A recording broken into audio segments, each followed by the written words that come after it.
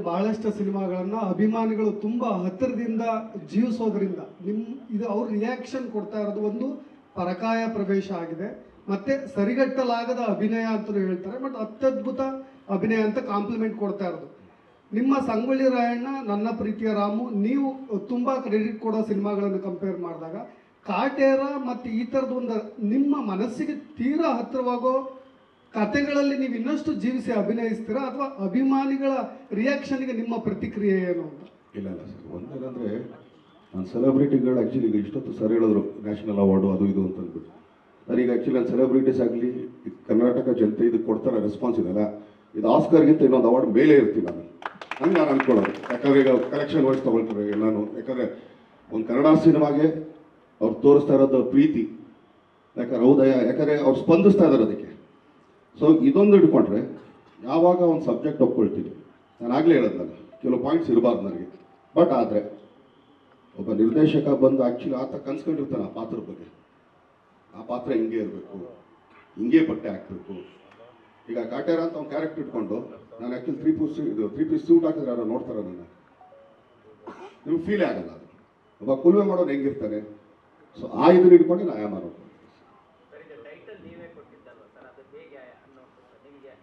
ಈ title Ramamurthy sir ಹತ್ರ ಇದೆ ಸರ್, ನಮ್ಮ MG ರಾಮಮೂರ್ತಿ ನಿರ್ಮಾಪಕರು, ನನ್ನ ಮೊದಲನೇ ನಿರ್ಮಾಪಕರು, ಅವ್ರ ಬ್ಯಾನರಲ್ಲಿ ಇದ್ದಿದ್ದು.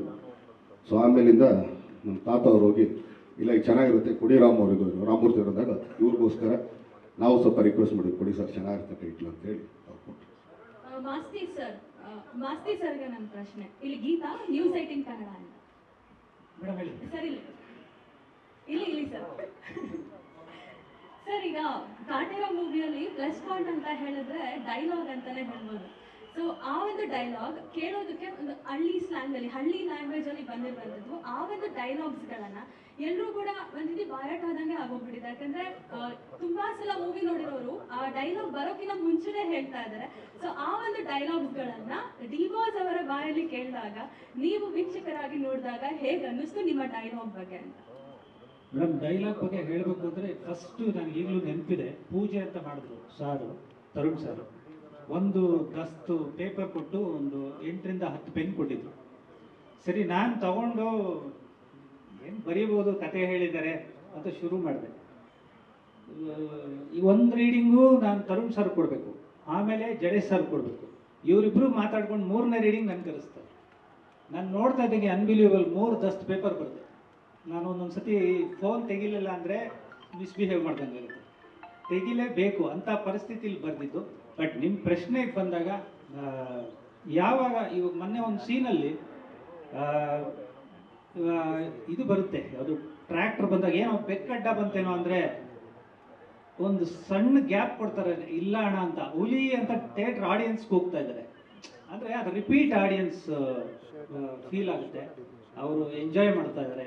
ಒಬ್ಬ ಬರಹಗಾರನಿಗೆ ಅಷ್ಟು ಕಲಾವಿದ್ರು, ಇಷ್ಟು ದೊಡ್ಡ ದೊಡ್ಡ ಕಲಾವಿದರು ಆ ಪಾತ್ರಗಳನ್ನ ತಗೊಂಡು ತರುಣ್ ಸರ್ ಅವ್ರ ಕೈಲಿ ಮಾಡಿಸಿರೋದು ಎಲ್ಲನೂ ನೀವು ಹೇಳ್ದಂಗೆ ಆ ಗ್ರಾಮೀಣ ಭಾಷೆ ಸೊಗಡು ಅದೆಲ್ಲ. ಜಡೇಶ್ ಅವರು ಆಗಲೇ ಒಂದು ಮಾತು, ತುಂಬ ಒಳ್ಳೆ ಮಾತು ಹೇಳಿದ್ರು, ನಮ್ಮ ನೆಲದ ಸಿನಿಮಾಗಳು ಸೋಲಲ್ಲ ಅಂತ. ನಾವು ತರುಣ್ ಸಾರು ಫಿನಿಶಿಂಗಲ್ಲಿ ಬ್ಯುಸಿ ಇದ್ರು, ನಮ್ಮ ಸುಧಾಕರ್ ಸಾರು ಬ್ಯುಸಿ ಇದ್ರು, ದರ್ಶನ್ ಸಾರು ನಾನು ಆಮೇಲೆ ಮಾತಾಡ್ತೀನಿ ಅಂದರು. ನಾವು ಸಿಗ್ತಾ ಇದ್ವಿ, ನಾನು ಅವಿನಾಶ್ ಸಾರು. ಜನಕ್ಕೆ ಅನಿಸ್ಬಿಡ್ತೀವಿ ಏನು ಎಲ್ಲೋದ್ರೂ ಮಾತಾಡ್ತಾವನೆ ಅಂತ. ನನಗೊಂದು ಸತಿ ಭಯ, ಜಾಸ್ತಿ ಮಾತಾಡ್ತಾ ಇದೀವ ಅಂತ. ಬಟ್ ಒಂದು ಸಿನಿಮಾ ಯಾವಾಗಲೂ ಜನ ಮಾತಾಡೋಕ್ಕೆ ಶುರು ಮಾಡಿದ್ಮೇಲೆ ನಾವು ಸುಮ್ಮನಾಗ್ಬಿಡ್ಬೇಕು.